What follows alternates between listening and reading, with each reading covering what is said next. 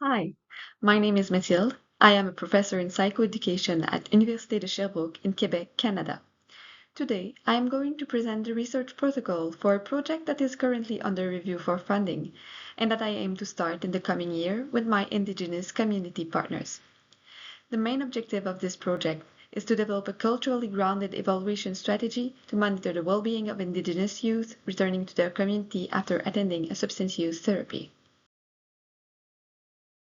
With First Nations partners, we have identified the need to better monitor the psychosocial well-being of Indigenous youth who return home following a substance use therapy outside of their community, sometimes thousands of miles away.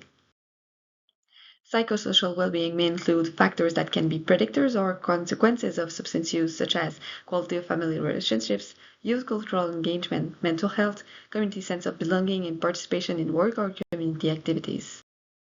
Numerous methodological and epistemological challenges persist in assessing changes in the psychosocial well-being of Indigenous youth following substance use therapy.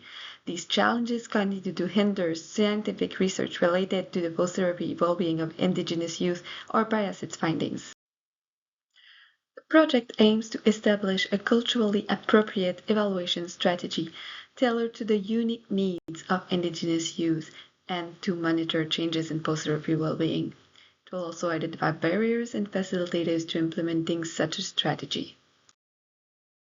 In other words, the specific objectives of this research is to develop a promising evaluation strategy through co-construction with community partners, through a two-eyed seeing framework, and to assess its social acceptability.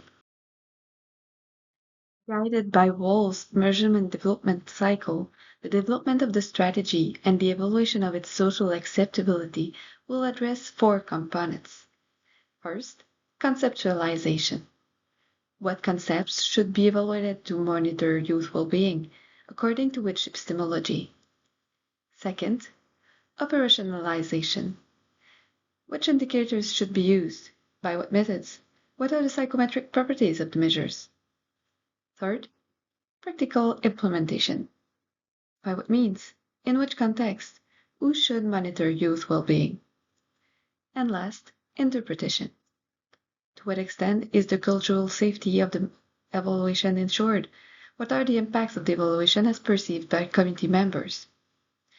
Each of these components must be and will be considered in relation to the level of specificity of the Indigenous population targeted by the evaluation and will be embedded within a community-based research partnership.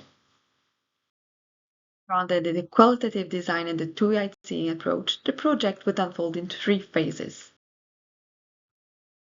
As a preparatory step, focus group with service providers and youth with substance use experience will be conducted to assess the relevance and feasibility of various follow-up methods.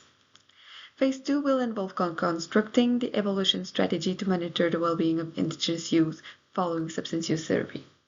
Based on the methods and components identified as most socially acceptable in Phase 1, a preliminary version of the strategy will be developed. The strategy will then be assessed and refined iteratively using a modified Delphi protocol designed to better integrate Indigenous research perspectives. A panel of 8 to 12 experts will evaluate the relevance of components under review until consensus is reached. 3 iterations should be sufficient. In this project, individual questionnaire collection will be followed by an online group consultation meeting after each iteration.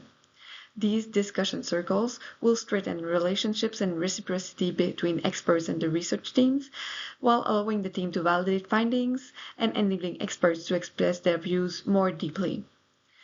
Although group discussions depart from the anonymity principle of the classic Delphi method, that can enhance collaborative partnership essential to Indigenous research.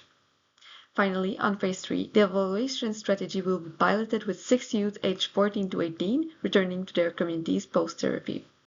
Over the 6-month to 1-year pilot, depending on recruitment timing, the social acceptability of the evaluation strategy will be assessed by both service providers and youth. By aiming to co-create a culturally safe evaluation strategy for Indigenous youth post-therapy, this project will bridge Western and Indigenous knowledge, inform evidence-based practices, and advance research on long-term well-being. I hope you enjoyed this presentation and please feel free to share your ideas on this project.